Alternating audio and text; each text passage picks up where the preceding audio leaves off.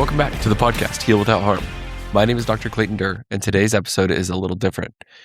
This all started with a rapid-fire TikTok that I posted while I was meal prepping, of all things, and it ended up doing 265,000 views and is still going. Afterwards, I got so many messages and comments asking me to explain each point instead of just rattling them off in a 60 second to 2 minute long video. So that's what I'm going to do today. These are the things I find myself repeating to patients almost every single day in the clinic. Small shifts in thinking that solve a lot of confusion and honestly, a lot of their unnecessary pain. Let's get into this. Point 1, you probably don't need a referral. Most states, you don't need a referral from a doctor to go see a physical therapist. The technical term for this is called direct access, and most people have no idea that it exists.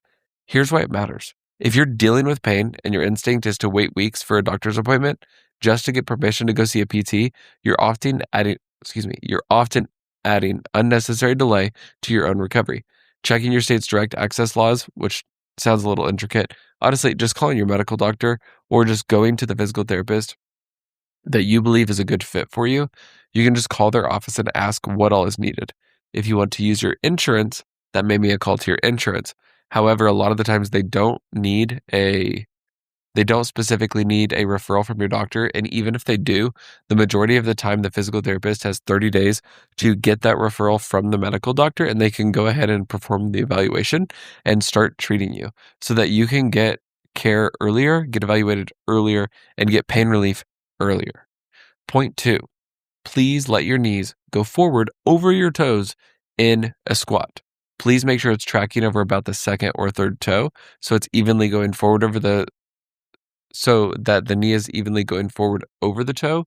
But please start doing this, as there's been a myth that's been repeated multiple times from person to person to person to person over time that leads people to be afraid to squat correctly. Your knees traveling forward is a completely normal part of human movement, and it's how your ankle and knee joints are designed to work together. When you restrict this motion and keep your knee behind your toe, it actually increases the stress on your hip and low back by 1,070%. Restricting this motion doesn't protect your knees. It actually leads to them getting weaker and weaker and weaker over time while shifting all of the work to your hips and low back, and is oftentimes the reason that your hip and low back is in pain and your knees are weak. So please, let your knees go over your toes in a squat. And if your ankles and knees are unprepared for this and having pain, reach out to a physical therapist so you know exactly how to return to this normal movement. This is usually not that big of a shift in someone's movement, but can make light years of difference in how they move and how strong their knees can be.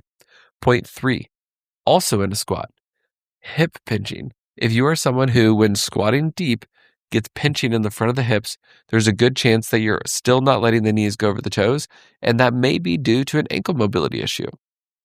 I've seen this a lot, where people are squatting down and they get pinched in the front of the hips thinking they need more and more and more hip mobility. However, when I check their hip strength and their hip mobility, it's actually not bad. But when I watch their squat, we notice that they don't let the knees go forward over the toes because they can't, because of an ankle mobility issue. And this is leading to an increased stress on the front of the hip. See, when your ankle can't bend forward enough, your body compensates by changing the angle at your hip. And that's what creates the hip pinch. So working on hip flexibility alone will not change it. It's worth looking at the ankle mobility.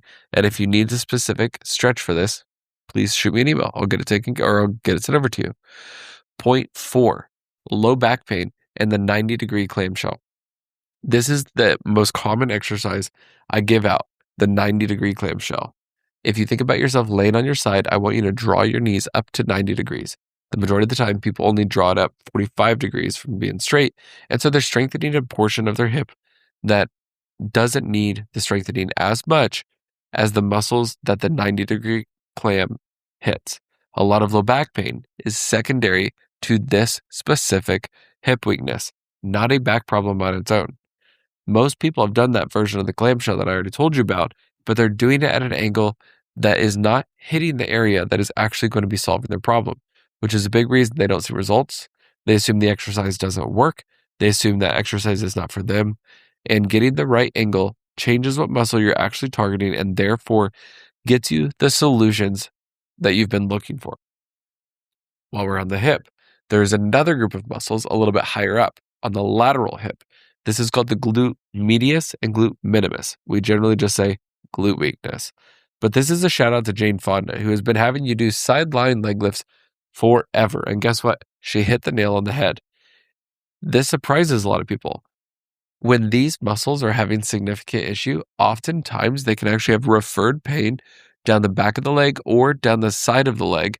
And people think they have sciatic issues or sciatica when actually they have a glute tendinitis or a glute tendinopathy, essentially tendinitis in the glute muscles leading to a referred pain down the leg that is something that they think is sciatica.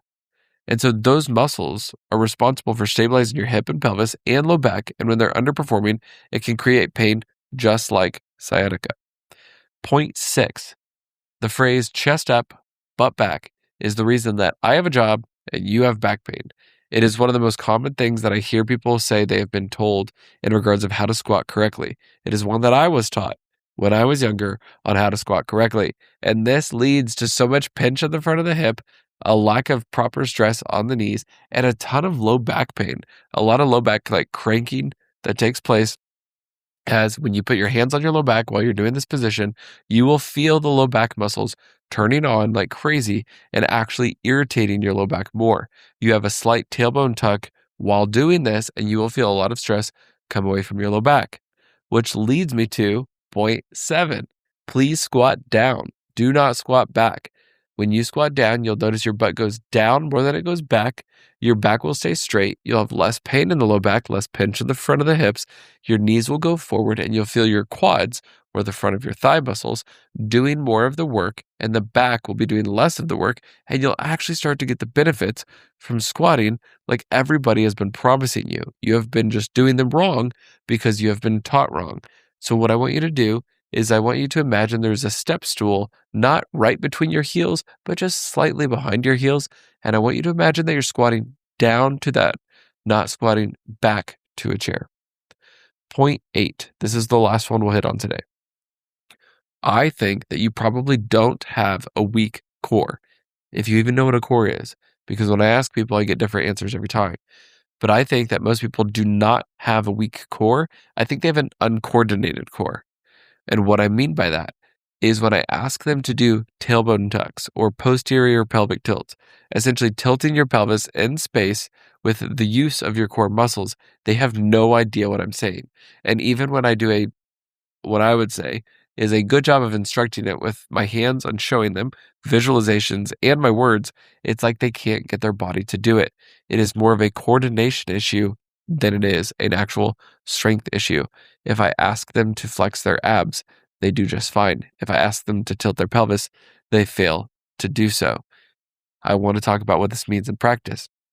If you've ever heard of dead bugs or bird dogs, these are moves that are supposed to teach you to brace your pelvis while moving your arms and or your legs. And most of the time, people have no idea how to brace their core. And then when they're doing the exercise, they're just moving loosey-goosey all over the place and not reinforcing a good movement pattern. I can send you a video for any of these individually that you want me to that goes over this and teaches it correctly.